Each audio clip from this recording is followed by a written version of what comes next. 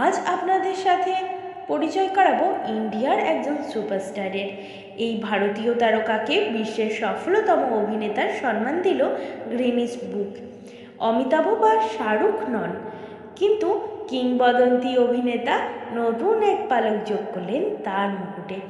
Greenidge world record তাকে স্বীকৃতি দিয়েছে ভারতীয় চলচ্চিত্রের সবচেয়ে সফলতম অভিনেতা ও নৃত্যশিল্পী হিসাবে। ভারতীয় চলচ্চিত্রের প্রতিভার অভাব কখনোই ছিল না, কিন্তু এমন নায়ক খুবই বিরল, যিনি শুধু সিনেমার পর্দার পাশাপাশি দর্শকের হৃদয়েও জায়গা করে নেন। সম্প্রতি এমনই একজন কিংবদন্তি অভিনেতা নতুন এক পালক যোগ করলেন তার মুকুটে। গ্রিনিস ওয়ার্ল্ড রেকর্ড তাকে স্বীকৃতি দিয়েছে ভারতীয় চলচ্চিত্রের সবচেয়ে সফল অভিনেতা এবং নৃত্যশিল্পী হিসাবে। অনলাইন ফিল্ম স্ট্রিমিং পরিষেবা তিনি আর কেউ নন, দক্ষিণ ভারতের সুপারস্টার চিরঞ্জীবী। তেলুগু চলচ্চিত্রের প্রতিভাবান শিল্পী ৪৫ বছরের কেরিয়ারে ১৫৬টিরও বেশি ছবিতে অভিনয় করেছেন। তার অভিনীত ৫৩৭টি গানের প্রায় ২৪,০০০ নাচের স্টেপ রয়েছে, যা তাকে বিশ্ব রেকর্ডের শীর্ষে রেখেছে। একজন ভারতীয় চলচ্চিত্রের অভিনেতা, নৃত্যশিল্পী, প্রযোজক, গায়ক, রাজনৈতিক ব্যক্তিত্ব, ব্যবসায়ী এবং বিনিয়োগকারী। জন্ম কেনিডেলা শিবশঙ্কর বড়প্রসাদ, ২২শে আগস্ট ১৯৫৫।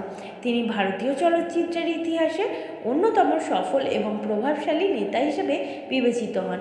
৪ দশকের বেশি কর্মময় জীবনে তিনি ১৫০টিরও বেশি তেলুগু চলচ্চিত্রের পাশাপাশি কিছু হিন্দি, তামিল, কন্নড় ভাষায় চলচ্চিত্রে অভিনয় করেন।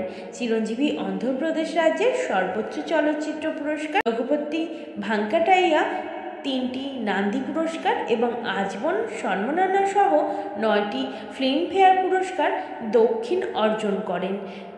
২০০৬ সালে তিনি ভারতীয় চলচ্চিত্রের অসামান্য অবদানের জন্য ভারতের তৃতীয় বেসামরিক পুরস্কার পদ্মভূষণে ভূষিত হন।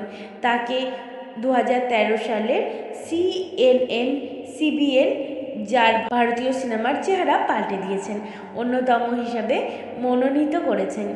ভারতীয় সরকারের ক্যাবিনেট পর্যটন মন্ত্রণালয়ের একজন মন্ত্রী ছিলেন।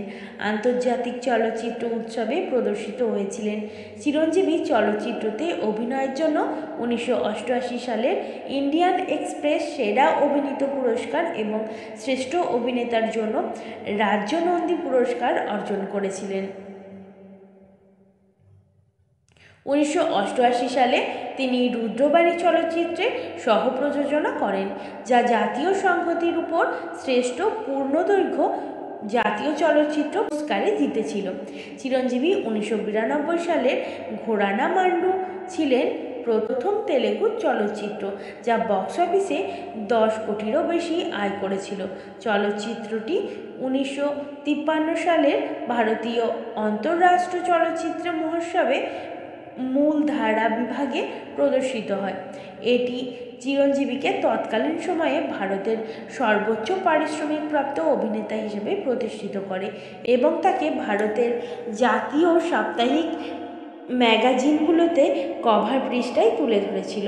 তাকে বিনোদনমূলক ম্যাগাজিনে ফিল্মফেয়ার এবং ইন্ডিয়ান টুডে হিন্দি চলচ্চিত্রে অমিতাভ বচ্চন উল্লেখ করে বচ্চনের চেয়েও বড় বা বিগার দ্যান বচ্চন হিসেবে উল্লেখ করেছে।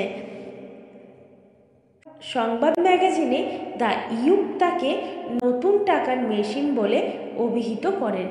১৯৯২ সালে আপাতবন্দাভুরু চলচ্চিত্রের জন্য তিনি ১,২৫ কোটি রুপি পারিশ্রমিক নিয়েছিলেন, যা তৎকালীন সময়ে যে কোনো ভারতীয় অভিনেতার জন্য সর্বোচ্চ পারিশ্রমিক। ২০০২ সালে চিরঞ্জীবী অর্থ প্রধানমন্ত্রী কর্তৃক ১৯৯৯ এবং ২০০০ মূল্যায়ন বছরের জন্য সর্বোচ্চ আয়কর প্রদানকারী হিসাবে সম্মান অ্যাওয়ার্ড বা সম্মান পুরস্কার প্রদান করা হয়। ১৯০৮ সালে চিরঞ্জীবী প্রজারাজম পার্টি নামে একটি রাজনৈতিক দল প্রতিষ্ঠা করেন এবং ১৯০৯ সালে অন্ধ্রপ্রদেশ নির্বাচনে প্রতিদ্বন্দ্বিতা করেন। দলটি ২,০৯৪টি আসনের মধ্যে ১৮টি আসনে ১৬% বেশি ভোট পেয়ে জিতেছিল এবং পরবর্তী ক্ষেত্রে ২০১১ সালে ভারতীয় জাতীয় কংগ্রেসের সঙ্গে মিলে একীভূত হয়েছিলেন।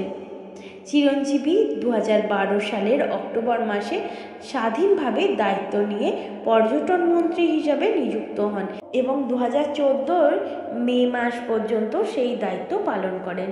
2022 সালে তিনি 53তম ভারতীয় আন্তঃরাষ্ট্রীয় চলচ্চিত্র মহোৎসবে IFFI বর্ষের ভারতীয় চলচ্চিত্রের ব্যক্তিত্ব পুরস্কারে ভূষিত হন।